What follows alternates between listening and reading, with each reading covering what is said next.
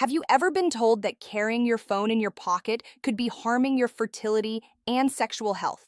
It's a concern that echoes through locker rooms and online forums, but what does the actual science say? Today, we're going to separate the evidence from the exaggeration and give you a clear, professional perspective on what truly matters for your reproductive well-being. The answer, as you'll see, is more nuanced than a simple yes or no. Hello, everyone. I'm Dr. Fiona, a urologist and sexual expert in both men and women's health. So, let's dive into our crucial topic for today.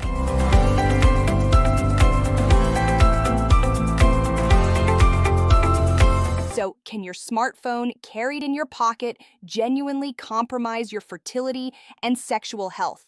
To answer this, we need to look at the body of scientific research, particularly the most recent and robust studies.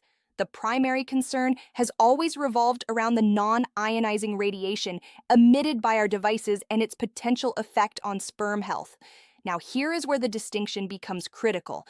A significant number of early studies, often conducted in laboratory settings, what we call in vitro studies, did observe that direct and prolonged exposure to cell phone radiation could impair sperm motility and vitality. However, it is a substantial leap to go from a petri dish to the human body. Our bodies are not simple laboratories. They are complex, dynamic systems equipped with sophisticated natural defenses. Within the male reproductive system, we have protective barriers, active immune cells, and a remarkably efficient thermoregulatory system. The scrotum is designed to maintain a temperature slightly cooler than the core body, a vital condition for optimal sperm production. This natural climate control system is your first line of defense. This brings us to the latest evidence. A very recent and comprehensive systematic review and meta-analysis published in 2024 in the International Journal of Environmental Research and Public Health has provided us with higher quality data. This large-scale analysis concluded that merely carrying a phone in your front pocket does not, by itself, lead to a definitive or clinically significant decline in semen quality or overall fertility in the general male population.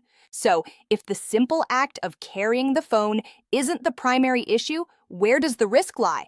The evidence points us toward a more specific behavior: prolonged voice calls with the device held directly against the ear and therefore in close proximity to the testicular and pelvic region. This sustained exposure, particularly during long conversations, appears to have a more measurable, though often modest, effect on sperm concentration and motility. It is essential to understand that for the average healthy male, the body's resilience likely mitigates much of this effect. The impact becomes more clinically relevant for men who already have underlying risk factors for infertility. Conditions like varicocele, which is a swelling of the veins within the scrotum, or clinical obesity, can already place significant stress on sperm production. In these cases, adding the potential thermal and electromagnetic stress from a phone during long calls could act as an additional burden. Therefore, based on the current scientific consensus, here are some practical, prudent measures you can adopt, especially if you are planning for a family or have known fertility concerns. First, for extended phone calls, make it a habit to use the speakerphone function or a wired headset. This simple step maintains a safe distance between the device and your pelvic region, effectively minimizing any potential exposure. Second, cultivate a healthy boundary with your technology, especially at night. Avoid sleeping with your phone directly next to you in bed. Not only does this reduce any unnecessary exposure, but more importantly, it significantly improves your sleep hygiene by minimizing blue light disruption and mental stimulation. Remember, quality sleep is a cornerstone of hormonal balance and overall health. And this leads me to the most powerful point of all. While we focus on phones, the most definitive factors for your sexual health and fertility are the foundational pillars of wellness. No amount of avoiding phone radiation can compensate for poor lifestyle choices. Prioritize a nutritious, whole foods diet rich in vegetables, fruits, lean proteins, and healthy fats while minimizing your intake of sugars, saturated fats, and ultra-processed foods. These dietary choices directly influence inflammation and oxidative stress in the body, both of which are known to affect sperm quality. Engage in regular, moderate physical activity. Exercise is a powerful regulator of your endocrine system, helping to maintain balanced hormone levels that are crucial for libido and reproductive function. Furthermore, proactively manage any comorbidities such as hypertension, diabetes, and especially obesity. Achieving and maintaining a healthy weight is one of the most significant actions you can take to protect and enhance your fertility. Finally, be mindful of your overall relationship with technology. This isn't just about radiation.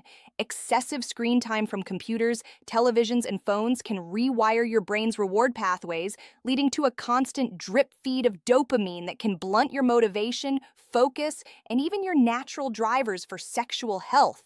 I hope this discussion has empowered you with clarity and practical knowledge. If you found this information valuable, please share it with someone who might benefit from it. Spreading science-based health information is how we build a healthier community together. If you haven't already, subscribe to the channel and turn on notifications so you don't miss our weekly evidence-based content. Take care of your health, invest in those foundational habits, and I look forward to seeing you in the next video.